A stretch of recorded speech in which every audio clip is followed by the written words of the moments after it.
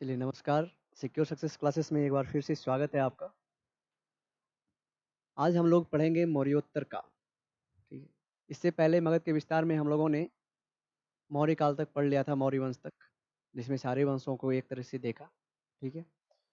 इसी में हम लोग पढ़ेंगे मौर्योत्तर काल। मौर्योत्तर काल में एक्चुअली 3 वंश आते हैं, जेन्युइन तौर से अगर देखा जाए तो 3 वंश आते हैं। मौर्य वंश के बाद जो है पुष्यमित्र शुंग आते हैं और जो है वेदव्रत की हत्या करके शुंग वंश की स्थापना करते हैं। उसके बाद कण्व वंश आएगा, कण्व वंश के बाद जो है कुषाण वंश शासन करते हैं, ठीक है। तो वो चर्चा करेंगे आज हम लोग, कहाँ पे क्या चीज़ है। चलिए बढ़ते हैं हम लोग आगे।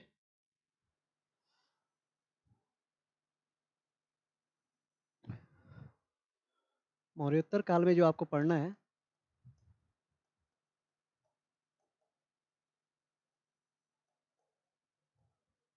इसमें 3 वंशों को पढ़ना है। पहला था आ जाएगा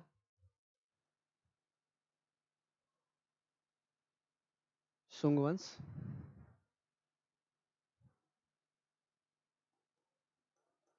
दूसरा आपका आ जाएगा कण्व वंश और तीसरा आ जाएगा कुषाण वंश। अगर इसको देख लिया जाए तो शुंग वंश अगर देखते हैं तो इसकी स्थापना कौन करता है, संस्थापक कौन कौन है, सबका साथ साथ ही देखते चलते हैं ताकि आपको ज़्यादा दिक्कत ना हो। पुष्यमित्र शुंग करते हैं इसकी स्थापना।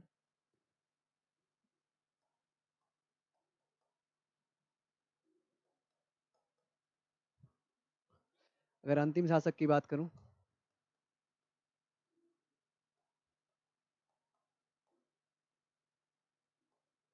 अंतिम शासक तो इसमें अंतिम शासक आते हैं देवभूति। कौन आते हैं? देवभूति।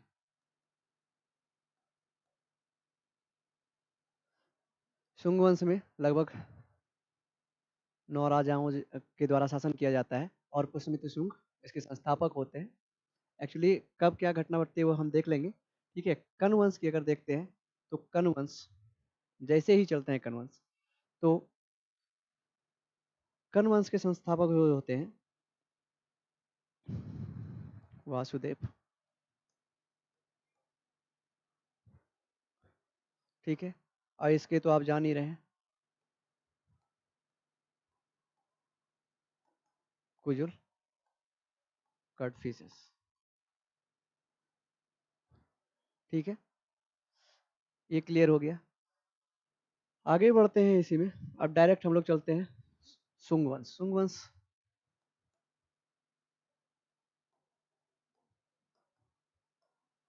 शुंग वंश का उत्थान अपने आप में इतिहास को फिर से दोहरा रहा है। जब पुष्यमित्र शुंग इस वंश का जो है स्थापना करते हैं,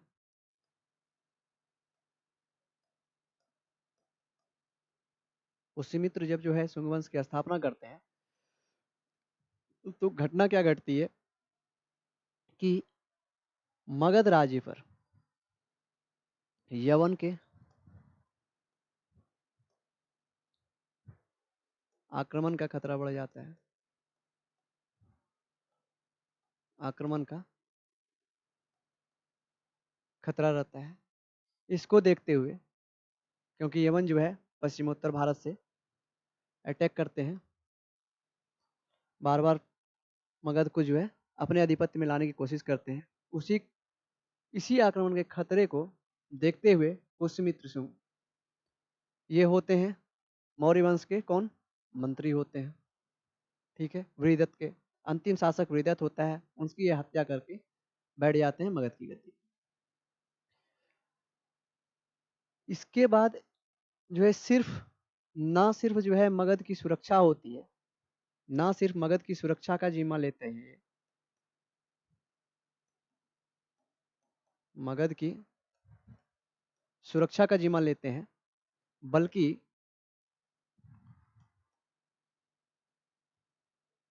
वैदिक या ब्राह्मण धर्म,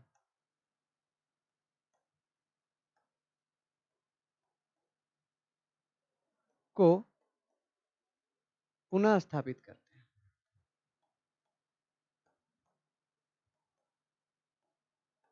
पुनः स्थापित करते हैं। इसके पीछे रीजन है, क्योंकि इससे पहले जितने भी राजा आए वो या तो बौद्ध धर्म को दिया संरक्षण, या तो जैन धर्म को दिया, या तो फिर आजीवक संप्रदाय को दिया, जैसे हम देखते चले आते हैं। ठीक है, क्योंकि जब भी आप पीछे मुड़ के देखते हैं तो प्रचार प्रसार करते हुए अगर अंत तक देखें तो अशोक तक, तो अशोक जो है सांस्कृतिक साम्राज्य को बढ़ाते हुए ये लेके चले जाते हैं। पश्चिम पश्चिम की ओर अगर देखें तो ईरान तक पहुंच जाते हैं, उत्तर में तो कश्मीर है ही, अगर पूरब की ओर देखें तो दक्षिण एशिया, दक्षिण पूर्व एशिया तक चले जाते हैं। ठीक है, और अगर नीचे देखें दक्षिण में तो श्रीलंका वगैरह जितने भी हैं वहां तक पहुंच जाते हैं, ये लेते हुए किनको, बौद्ध धर्म का प्रचार प्रसार करते हुए। ठीक है, महामात्र की नियुक्ति करते हैं, मतलब पूर्ण रूपेण राज्य की संरक्षण बौद्ध धर्म पे मिलता है, जिसके कारण जो है बौद्ध धर्म बहुत ही ऊपर फलता फूलता चला जाता है। और ब्राह्मण धर्म का क्या होता है, लोप होता चला जाता है। ब्राह्मण धर्म से लोग विमुख होने लगते हैं और बौद्ध धर्म आगे चलता है। लेकिन पुष्यमित्र शुंग जब आते हैं तो सिर्फ यवन से रक्षा नहीं करते हैं मगध की, बल्कि वैदिक और ब्राह्मण धर्म के जो है अस्थायित्व प्रदान करते हैं। ठीक है, पुनः से स्थापित, फिर से स्थापित करते हैं। और इसमें क्या होता है कि पुष्यमित्र शुंग जो है बौद्ध धर्म के कट्टर बन जाते हैं, यानी कि कट्टर दुश्मन बन जाते हैं। ये संरक्षण नहीं देते हैं, और जितने भी कहा जाता है ग्रंथों में कहा गया है कि जितने भी अशोक ने स्तूप बनवाए थे, 84,000 स्तूप बनवाए थे। ठीक है, 84,000 स्तूप बनवाए थे, इनको सबको तोड़वा दिया। किसने, पुष्यमित्र शुंग ने, ऐसा कहा जाता है। यानी कि ये क्या थे, बौद्ध धर्म के कट्टर दुश्मन हो गए, उनको संरक्षण नहीं दे रहे हैं। अब संरक्षण किनको मिल रहा है, वैदिक और ब्राह्मण धर्म।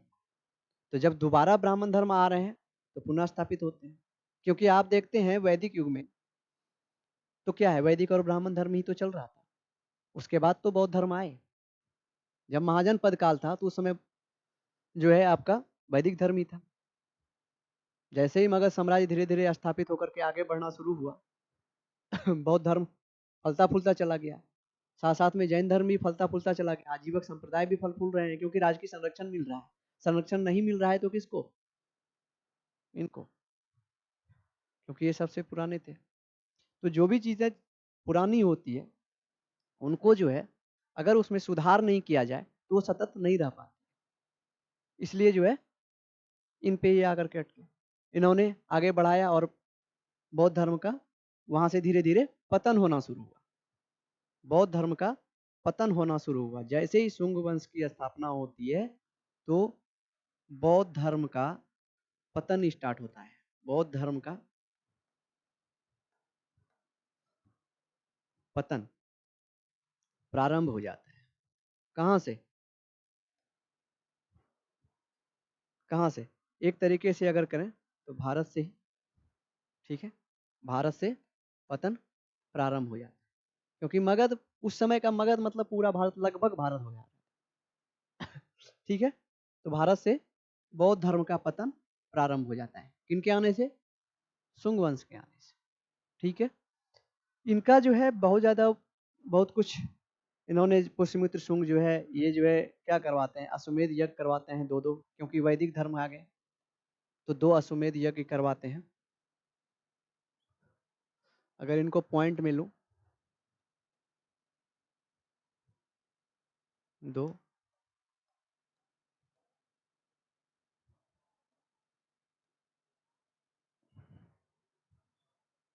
दो अश्वमेध यज्ञ करवाते हैं।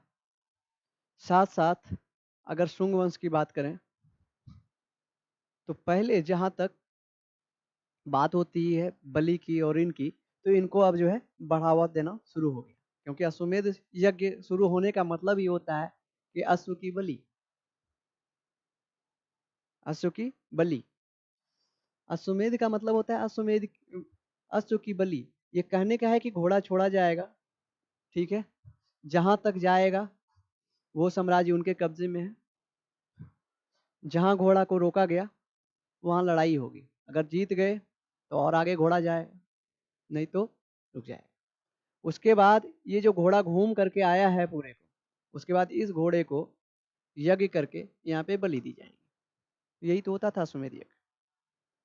यानी देखा जाए तो जिन पे जो है महाराज महान सम्राट अशोक ने रोक लगाया था, बलि प्रथा प्रचलन में आ गई। दूसरी चीजें और क्या होती है? हाँ, दूसरी चीजों की अगर मैं बात करूं तो सिर्फ ये कहना कि बौद्ध धर्म आ गए, जैसे ही ब्राह्मण धर्म और वैदिक धर्म आता है तो इनमें जो पहले से प्रथाएं चल रही थी, उत्तर वैदिक काल में आकर के धीरे धीरे महिलाओं की स्थिति गिरने लगी, तो उसी तरीके से यहाँ पे देखा जाए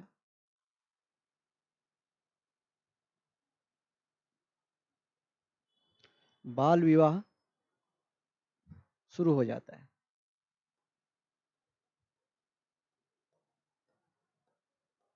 बाल विवाह भी शुरू हो जाता है। शुंग वंश में बाल विवाह भी शुरू हो जाता है। इसके बाद पुष्यमित्र शुंग का अगर क्षेत्रीय विस्तार देखते हैं, पुष्यमित्र शुंग का अगर क्षेत्रीय विस्तार देखते हैं तो ये विदिशा पे आक्रमण करते हैं। आक्रमण करने के लिए किनको भेजते हैं? ठीक है, अग्निमित्र। अग्निमित्र को भेजते हैं। अग्निमित्र कौन है? इनका पुत्र है। इनका पुष्यमित्र शुंग का पुत्र है, ठीक है।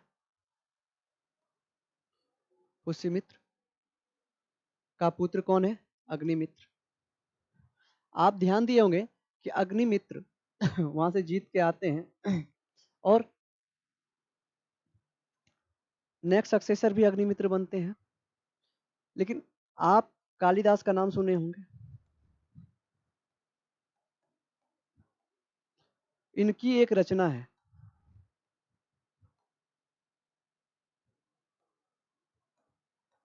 मालविकाग्नि मित्रम। संस्कृत में रचित ये नाटक है, ठीक है। इनमें जो है मुख्य पात्र यही अग्निमित्र है, ठीक है। ये मुख्य पात्र होते हैं।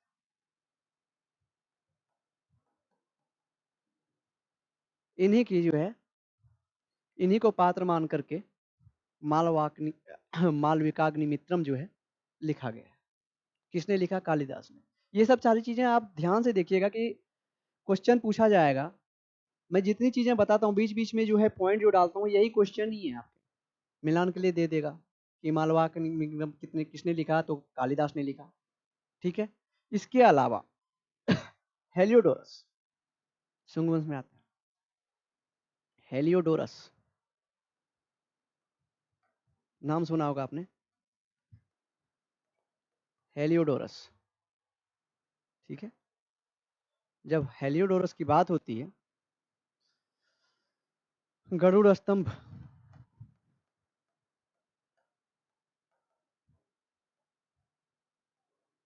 गरुड़ स्तंभ की स्थापना करते हैं। ये जो है एक्चुअली भागवत धर्म को अपनाते हैं और इन्हीं काल में जो है ये गरुड़ स्तंभ की स्थापना करते हैं, गरुड़ स्तंभ को बनवाते हैं, ठीक है। क्योंकि वासुदेव धर्म या फिर भागवत धर्म को अपना करके हेलियोडोरस ने ये करते हैं। ये कौन है? ये यवन राजा है, ठीक है। ये यवन राजा है और ये किसके दरबार में आते हैं? तो ये हेलियोडोरस शुंग वंश का एक राजा होता है,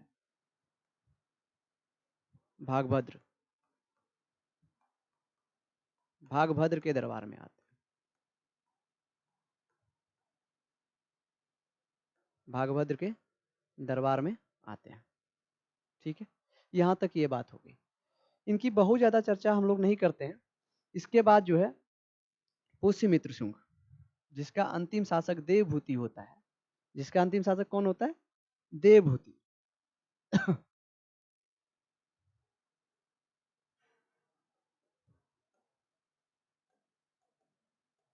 शुंग वंश का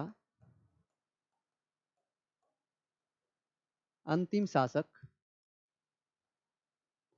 देवभूति। ये सारे क्वेश्चन है, आप इनको ध्यान से देखते जाइएगा। ये देवभूति जो है, इनकी अकुशलता सर्वव्याप्त है।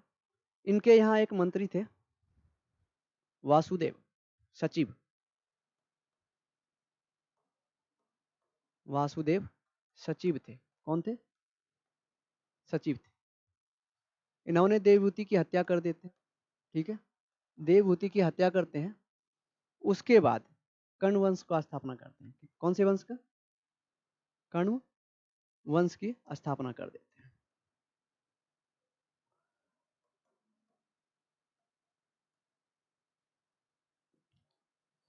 ये बहुत लंबा नहीं खींचता है कर्ण वंश। कर्ण वंश जो है बहुत लंबा समय तक नहीं रह पाता है। जिस तरीके से वृद्धत वंश था, बिल्कुल बीच में आया और स्टार्टिंग में आया और चले गए, उसी तरीके से ये चीजें हैं। लेकिन अगर मगध के साम्राज्य की बात करें तो इनका योगदान या इनका महत्व नगण्य है। नगण्य है। आयो राम और गयो राम, बहुत ज्यादा समय तक नहीं रह पाए। और इनके अंतिम राजा, इनके अंतिम राजा जो थे, ठीक है, उनके उनको जो है किसने हटा दिया? आंध्र, आंध्रा या फिर सातवाहन। सातवाहन ने अपदस्थ कर दिया। ठीक है,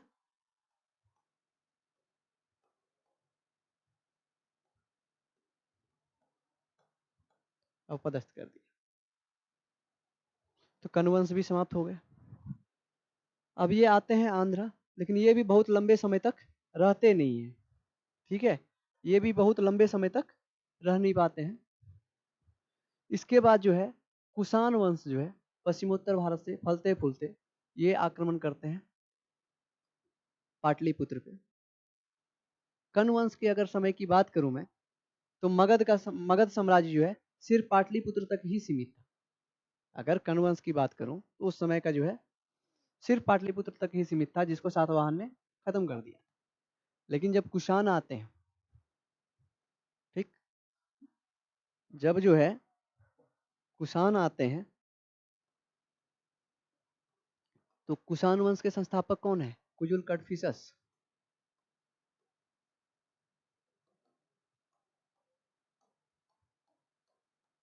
कुजुल कटफिसस। ठीक है,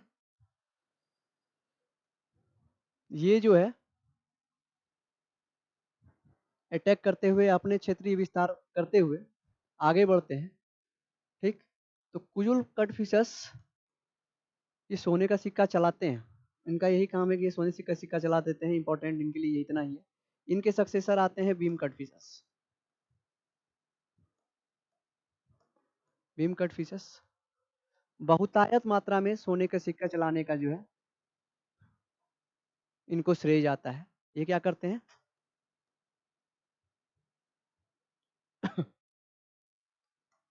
बहुतायत मात्रा में सोने का सिक्का चलाते हैं। सोने का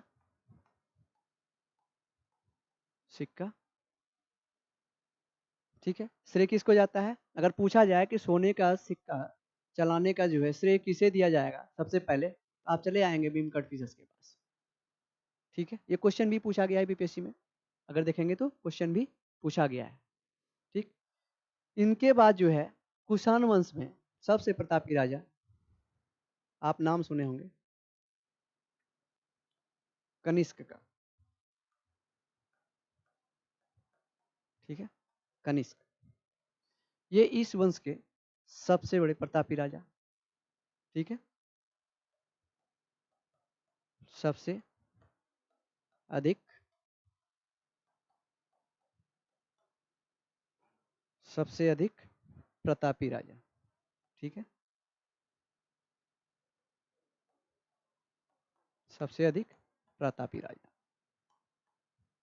ठीक है, कौन हो गए? कनिष्क। कनिष्क आते हैं और बहुत सारा काम करवाते हैं। कनिष्क आते हैं, बहुत सारा काम करवाते हैं। इनके उसमें ना सिर्फ जो है क्षेत्रीय विस्तार होता है, बल्कि सांस्कृतिक समृद्धि भी बहुत अधिक हो जाती है। तो कनिष्क को पढ़ना इंपॉर्टेंट हो जाता है। कनिष्क को पढ़ना जो है इंपॉर्टेंट हो जाता है। जब ये शकों पे अटैक करते हैं तो शकारी कहा जाता है। ठीक है, जब ये कनिष्क की बात करूं तो कनिष्क ने बहुत सारे काम किए। तो कनिष्क का सबसे पहला काम, सबसे बड़ा काम अगर देखा जाए इतिहास में, तो चतुर्थ बौद्ध संगीति, चतुर्थ बौद्ध संगीति का आयोजन करवाते हैं। कहाँ करवाते हैं? कश्मीर के कुंडल वन में।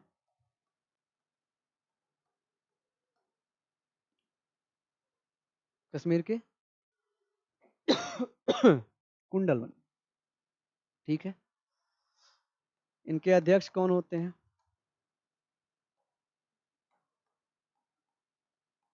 वसुमित्र। ठीक है, और उपाध्यक्ष अगर देखते हैं, उपाध्यक्ष की बात करूं तो अश्वघोष।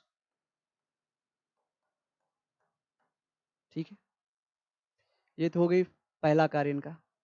ठीक है, अगर मैं दूसरा कार्य पूछूं कि कुषाण वंश में कनिष्क ने और क्या क्या किया, तो उनको अगर हम देखते हैं तो बहुत सारी चीजें होती हैं इनके यहाँ। चित्रकला,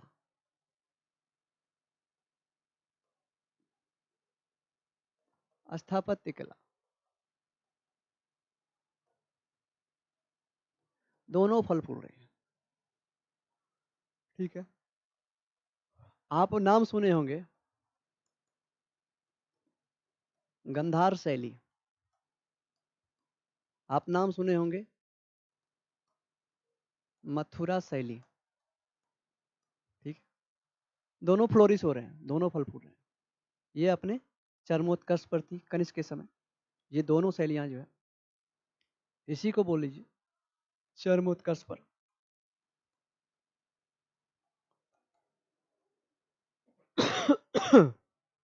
चरमोत्कर्ष पर थी अपनी, आज भी इसके साक्ष्य मिलते हैं। ठीक है, उसके बाद सिर्फ इतना ही नहीं, अगर विद्वानों की बात करें तो पतंजलि इन्हीं के दरबार में थे। और अगर बात करें तो सुश्रुत, चरक, ये सभी जो है इनके दरबार को सुशोभित कर रहे थे। इनसे क्या हो रहा था, इनसे क्या पता चलता है कि ना सिर्फ क्षेत्रीय विस्तार, ना सिर्फ युद्ध नीति, बल्कि जो है सांस्कृतिक बढ़ावे को भी बढ़ावा मिल रहा था। सांस्कृतिक वृद्धि ये बढ़ते जा रहा था। अगर मैं चरक की बात करूं, इनके जमाने में चरक कौन थे? चिकित्सा शास्त्र के ज्ञाता थे, चिकित्सक थे। चिकित्सक थे। इन्होंने चरक संहिता लिखा। कौन सी संहिता?